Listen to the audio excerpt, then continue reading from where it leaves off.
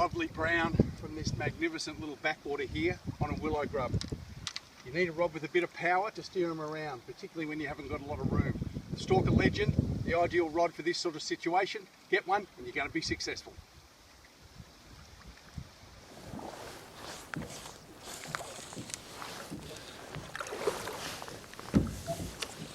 Now, one thing that we appreciate at home from Melbourne, we do a lot of fishing for what we call Australian salmon.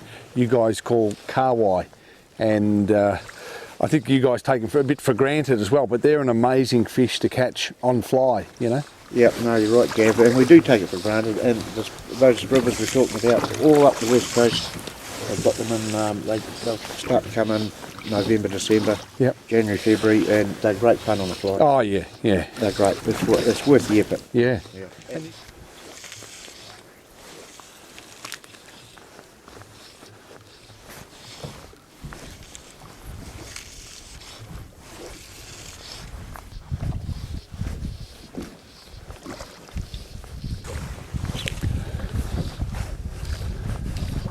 It's got a there, yeah.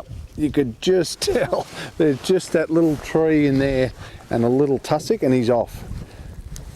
That's good. And the woolly bugger, or the magoo, it just works, doesn't it? It's got a really good tail that has a lot of movement. Just excites him to bite it. Yeah. No, it does, Gavin. No, you've got a good fly stored out there. Yep. We'll get him in. He's not putting up a fight as much as the other one. Perfect. We'll get that net. And nice and aggressive. Oh.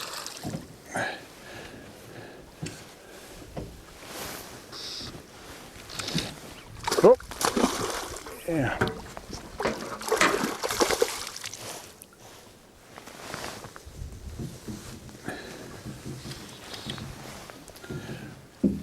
All good, get that net underneath him and we should be right. Lead him into you. Perfect, very good. And that's gone right down. And that's how very aggressive towards it. That's good. Get that out. That magoo in the olive, perfect. Perfect, great fish. Perfect. Well done, mate. Yep, perfect again. That's excellent. Well done. We've got to find another 27. Another 27, yeah. Shouldn't take too long at all. No. The beauty of these lakes over here in New Zealand is you don't always need a boat. You can certainly fish the edges, and the fish are pretty thick here. So you can just put on like a searching pattern and cover a bit of water straight out. What's also really good too is literally to get some waders, either walk on the bank, or I like to get in the water and looking back against the forest as well. Much better vision to look in and spot a couple of fish. And you're literally, as long as you move slow enough, you're going to find a couple of fish just cruising along here, particularly over some sandy shores, and you can plonk a fly in front of them and make them take. Great way to fish these lakes as well.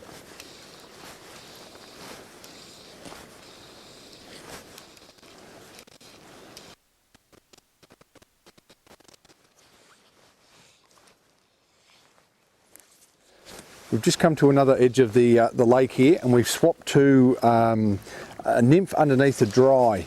And what we're going to do is like cast it out close to the bank.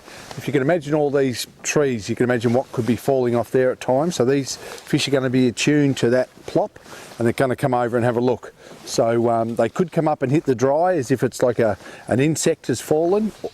Most likely they'll probably take the nymph underneath. So we'll cast it in, give it 5-6 sort of seconds, we'll race over and grab it. If not, pick up and recast.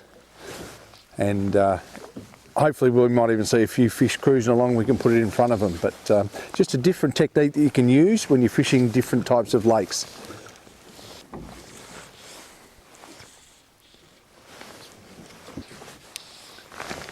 You would imagine that they'd just sit here and just eat cicada after cicada, wouldn't they?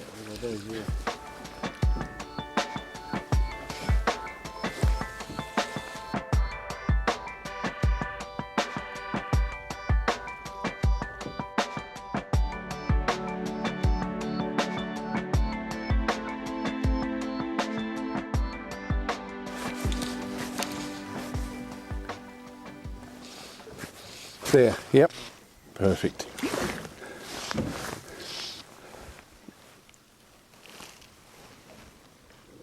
It's a different way of fishing. He's got a bit of power to him, mate.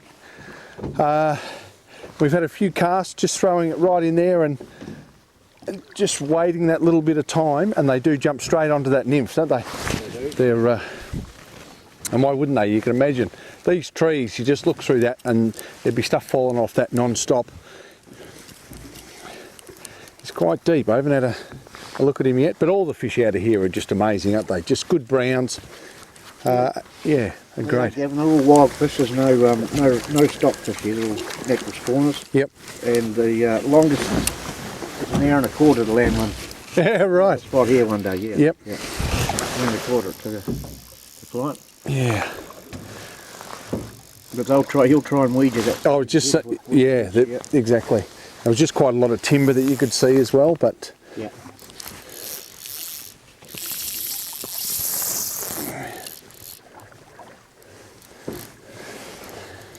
good bit of go on him.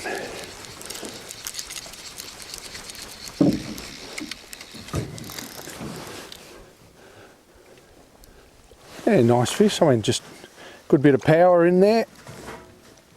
They're just so dark, just lovely, lovely colours on them. Just get him in. There.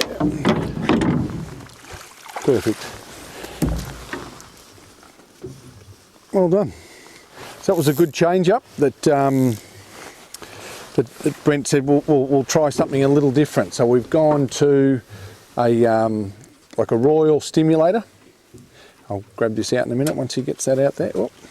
Yeah, so we've just swapped to, if you come up here, we've just swapped to a just a royal stimulator, and that'll float and be the indicator that they might well eat as well, to a little nymph there that he's actually gone through the weed a little bit there, but just a little gold bead with a little bit of weight in it, and sinks down, and they're right onto it, and he quite liked it, and that's a pretty good fish there, mate. He's a nice fish. That's a good, yeah, easily be 4 pound. Yep. So just great colours and great dark. You could see how they blend into the environment there. Would just be, yeah, incredible. And he'll get bigger as the season progresses in the summer, for sure, for sure. Very good. All right, mate. We'll get him back in, and still a couple more to go.